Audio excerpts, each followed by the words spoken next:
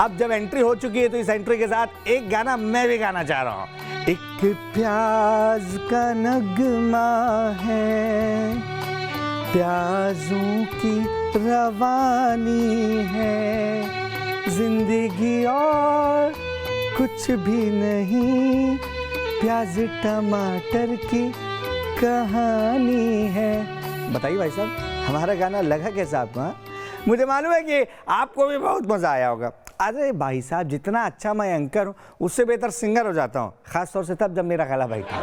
और ऐसा सब कहते हैं, सिवाय उनकी जिन्हें संगीत की थोड़ी समझ है, क्या मेरे बॉस की। स्वागत है आपका, मैं हूँ आपके साथ आपका दोस्त अक्षय विनोद शुक्ल। और बंद गले के साथ आज हम कई हंसी के दरवाज़ों के दरवाजे खोलने वाले हैं। बोले तो आज होंगे खूब सारी मस्ती। और आप भी ये सोच रहे होंगे कि स्टार्टिंग में ही मैंने गलत गाना गा लिया, यानी जो ओरिजिनल ट्रैक था उसके बोल में थोड़ी हेरफेर कर दी, यानी प्यार की जगह मैंने प्याज कर दिया। हाँ, लग रहा है आपको? लग रहा है? तो भाई साहब, आप एकदम सही हैं। बोले तो यू आर एब्सोल्युटली राइट। जनाब, ऐसा हो चुका है कि अक्खा इंडिया में बोले तो आज प्यार की जितनी डिमांड है उससे ज़्यादा प्याज की डिमांड हो रही है। कोई शक क्या रे?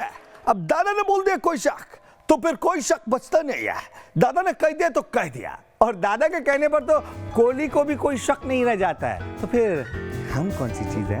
वैसे कोहली से याद आया कि इन दिनों प्याज लगातार सेंचुरी पार कर रहा है। बोल तो प्याज 100 के पार पहुंचकर नॉट आउट बना हुआ है, और सरकार तमाम कोशिश कर रही है, लेकिन इसके बावजूद प्याज की कीमतों को आउट नहीं कर पा रही है। मैं शाकाहारी आदमी हूँ, और शाकाहारी में मैंने कभी प्याज का चखा ही नहीं है, तो मुझे जैसे आदमी को क्या मालूम प्याज क्या है।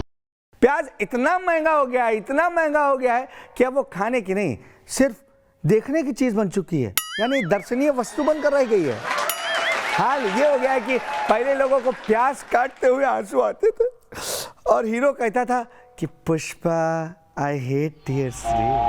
प्याज की कीमतों को ही देखकर पुष्पा क्या, अंजलि, गीता और उनके मिस्टर भी रो पड़ते हैं। प्याज को लेकर इन दिनों इतना कोहराम मचा हुआ है कि संसद से लेकर सड़क तक प्याज पर ही हंगामा है बरपा।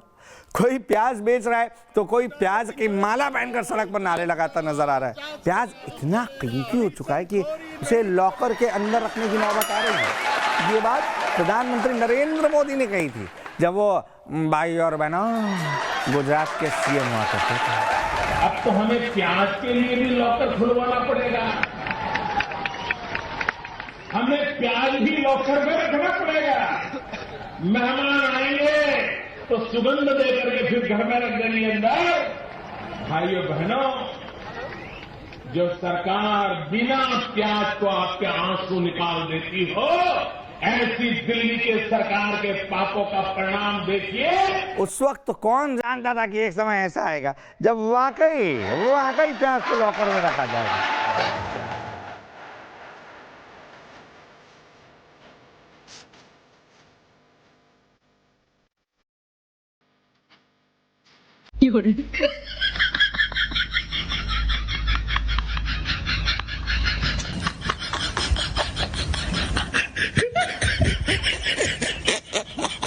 प्याज की कीमत अब इतनी ज्यादा बढ़ चुकी है कि हो सकता है जैसे सोचिए कि ऐसा रूल बना दिया जाए कि इस साल इनकम टैक्स में आपको अपनी आमदनी का खुलासा करने के साथ ये भी बताना पड़े कि आपने कितने किलो प्याज खरीदा। कीमतें भी आपकी आय से जोड़ी जा सकती हैं। अरे घबराइए मत। प्याज का भंडार होगा तो लोन लेने में भी आपको आसानी होगी। आपके पास कांदा है, तो लोन के नो वांदा। ए भैया, तका इसीलिए प्याजवा को कुबेर की जगह पूजा जा रहा है। अरे आप तो लगे इससे मजाक समझ, लेकिन ये जो महंगाई है ये बुड़बक वो करवा जाए जो आप सोचे नहीं थे, समझा? ये महंगाई है प्याज को देवता बना दिया रे। और इस प्याज देवता को पाने की झपट मारी में लोगों को हेलमेट तक पहनना पड़ रहा है। यकीन ना आइए तो पटना से आई इन तस्वीरों को ही देख लीजिए। एक ही लाइन में रहिए, लाइन में रहिए, लाइन में सब मिलेगा। इनमें आपको हेलमेट लगाए लोग एक वैन के ऊपर बैठकर प्याज बेचते दिखाई देंगे। इन लोगों ने हेलमेट इसलिए लगा लिया है कि इनका कहना है कि भाई प्याज लेने के लिए लाइन में एक से बड़े एक लोग लग रहे हैं और लोगों को ज़्यादा प्याज नहीं मिलता तो वो प्याज बेचने वालों के साथ मारपीट तक करना शुरू कर देते हैं। और इस बीच मध्य प्रदेश से एक और खतरनाक दिलचस्प खबर सामने आई है, जहां खेत से ही प्याज चोरी हो चुका है। अरे बिल्कुल सही, एक खेत में प्याज की फसल लगाई गई थी। अब चोर महाशय रात में आए, पूरी फसल पर हाथ साफ करके भाग निकले।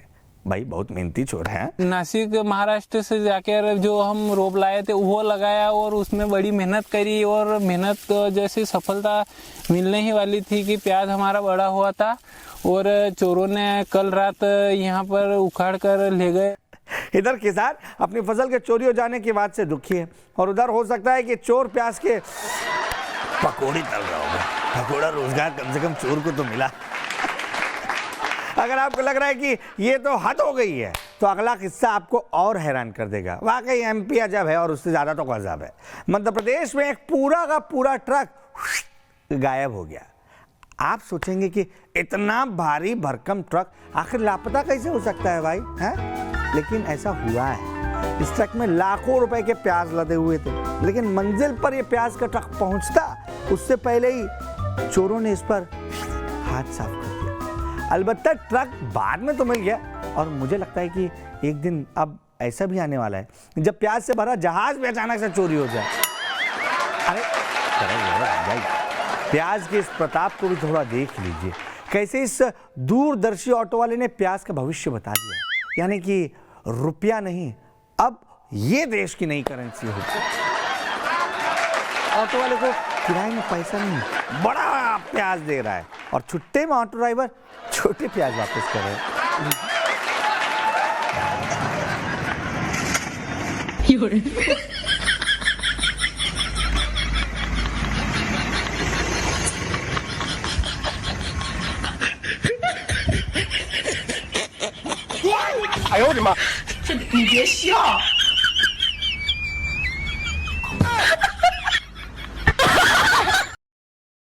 जख्मों को लोग भुला नहीं पा रहे हैं। सुना है कि एक कंपनी सेब को हटाकर अब प्याज को ही अपना लोगो बनाने जा रही है। ये प्याज को काहे पकड़ के बैठे हैं? इसका तो सेलिब्रिटी की तरह एटीट्यूड बढ़ता ही जा रहा है, बढ़ता ही जा रहा है। I love you. चल साइड हट। भाव सुने मेरे? तू 10 रुपए किलो में बिकने वाला और मैं 80 रुपए किलो में। लेवल देखा है अपना? आया मुझे प्रपोज करने वाला। ए भैया, EMI पर प्याज लीजिए क्या? बस पैन और आधार कार्ड आप रेडी रखिएगा। अभी दूध पीजिए, अपनी सेहत बनाइए, बच्चों की सेहत बनाइए और अगर दूध महंगा लगे तो उत्तम प्रदेश के स्कूल से सीख लीजिए कि कैसे दूध का दूध और पानी का पानी होता है। आरोप ये लगाए कि उत्तम प्रदेश में स्कूली बच्चों के दूध में पानी मिलाया जा रहा है, लेकिन इस तस्वीर को देखकर यह बताना मुश्किल हो रहा है कि दूध में पानी मिलाया जा रहा है कि भैया पानी में दूध मिलाए हैं। भैया हम कहीं जनाता है कि उत्तर प्रदेश में मिड डे मील में 1 लीटर दूध में 1 बाल्टी पानी मिलाया जा रहा है। अखिलेश यादव मुख्यमंत्री होते तो अपने नेता लोग कहने लगते कि उनकी गैया ने दूध ही कम कर दी तो वो क्या करे, पानी से तो गठबंधन करना ही पड़ेगा ना। लेकिन ए भाई, अक्का मुंबई में इसी गठबंधन की गाज अपुन के एक विधायक पर गिरेली है। बोल तो महाराष्ट्र में शिवसेना, एनसीपी और कांग्रेस की गठबंधन सरकार तो बन चुकी है, लेकिन अब खबर ये सामने आई है कि एक विधायक के घर में गांठ बन गई है। विधायक जी 5 दिन बाद लग्जरी होटल में रहने के बाद घर लौटे तो बीवी के हाथ बनी टिंडे की सब्जी खाने से उन्होंने इनकार कर दिया। और उसके बाद क्या था, पत्नी ने अपनी 5 दिन की भड़ास सीधे विधायक जी के ऊपर जनता से ज्यादा उतार दिया। विधायक पति पर करारा प्रहार कर दिया कि पहले तो बड़े चाव से लौकी और तुरई की सब्जी खाते थे, अब 5 दिन होटल में फ्री में क्या ठहरे, नखरी तो खा रहे हैं। और खबर है कि विधायक पति की पत्नी से हुई इस भयानक बहस के बाद लोग थोड़े डरे सहमे हैं, खासतौर से पति विधायक जी, और पत्नी के मायके वाले उन्हें बाहर से समर्थन दे रहे हैं। अब देखना है कि विधायक जी को फ्लोर टेस्ट का मौका मिलता है या नहीं। अरे घबराइए मत भैया, घबराइए मत, इस खबर में कौनो सच्चाई नहीं है। मुझे भी थोड़ी शरारत सूझी तो सोचा कि नेताओं के मज़े ले लें जैसे वो जनता के मज़े ले रहे हैं, और मजाक मजाक में सिस्टम से मिले जख्मों पर थोड़ा मरहम भी लगा दिया। चलिए अब बात कर लेते हैं दिल्ली की। दरअसल दिल्ली में कांग्रेस के पूर्व विधायक को क्या हो गया ये खुद कांग्रेसी नहीं समझ पा रहे हैं, जो पूरे होशो हवास में पार्टी नेता प्रियंका वाड्रा की जगह बॉलीवुड एक्ट्रेस प्रियंका चोपड़ा जिंदाबाद के नारे लगा रहे हैं। हमारे निक जोनस भैया पूछे थे, हैं परमिशन लिए थे क्या, ऐसा कर सकते हैं कि नहीं?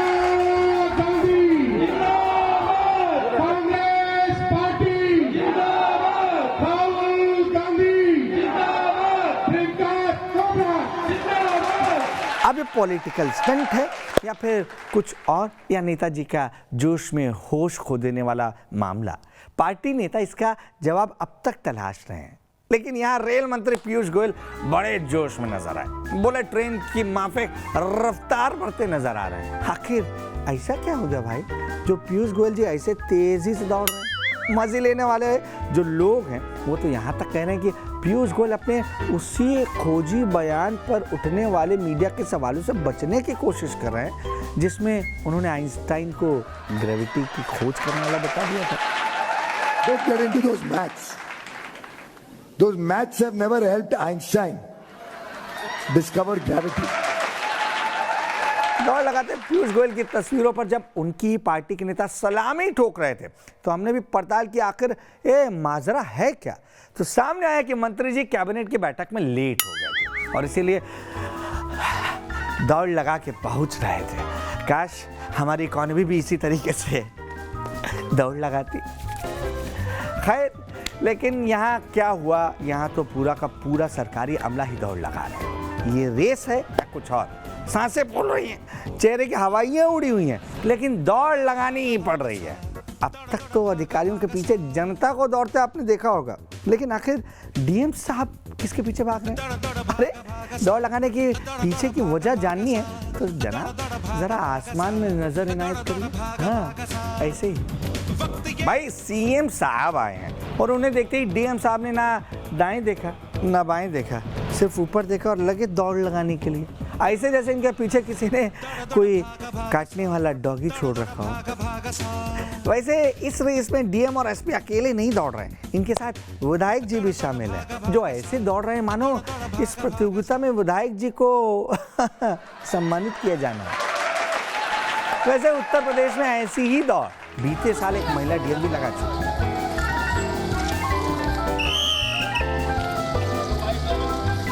जो भी हो, हलक सूखा कर जिले के प्रशासनिक अमले ने जैसी दौड़ लगाई है उसके आगे तो पीटी उषा भी फेल है भाई। रफ्तार जी इसी उम्मीद में एक केंद्रीय मंत्री लोकसभा में ट्रैफिक जाम को विकास का सूचकांक बताने लगे और विपक्ष को धोने लगे। सभापति जी, जो आर्थिक मंदी का माहौल खड़ा किया जा रहा है देश में कि आर्थिक मंदी है, इस देश को बदनाम करने के लिए, शासन को बदनाम करने के लिए लोग कहते हैं कि ये खरीद ऑटोमोबाइल के कम हो गए हैं। ऑटोमोबाइल के खरीद कम हो गए हैं तो सड़कों पर जाम गाड़ियों से क्यों लगते हैं? ऑटोमोबाइल के खरीद कम हो गए हैं। आज आप दिल्ली में चौराहों पर जाइए, आप गाजियाबाद जाइए, हमारे बलिया, गाजीपुर, भदोही जाइए, हर जगह जाम लगे रहते हैं। अर्थव्यवस्था को परिभाषित करने की ये नई थ्योरी हो सकती है, लेकिन ट्रैफिक जैम से मुझे एक और चीज़ याद आ गई है कि कैसे कैब बुक करने के बाद उसमें हम भारतीयों के सवालों की रफ्तार तेज हो जाती है। हाँ मतलब कार में घुसते ही पैसे के सदुपयोग की चिंता सताने लगती है और फिर ड्राइवर से कह देते हैं कि ए भैया एसी का काम नहीं कर रहा, पैसा तो पूरा ले रहे हो, ज़रा तेज करो।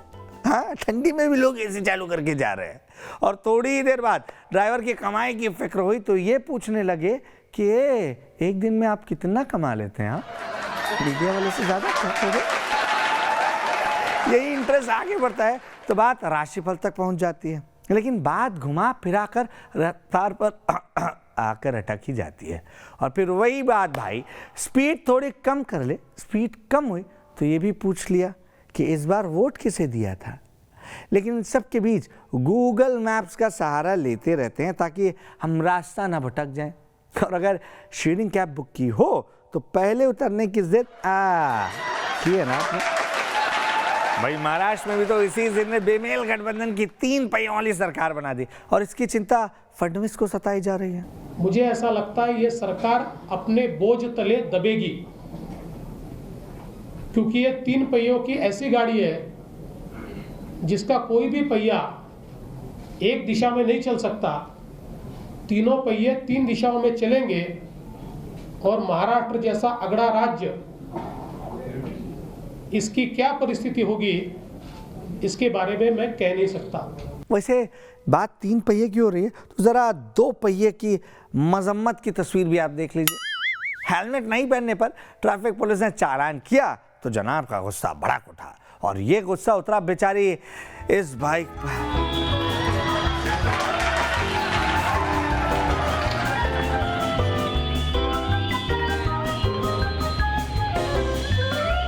बाइक को पटकने के बाद ये युवक बाइक पर ही बैठ जाता है और रोने लगता है।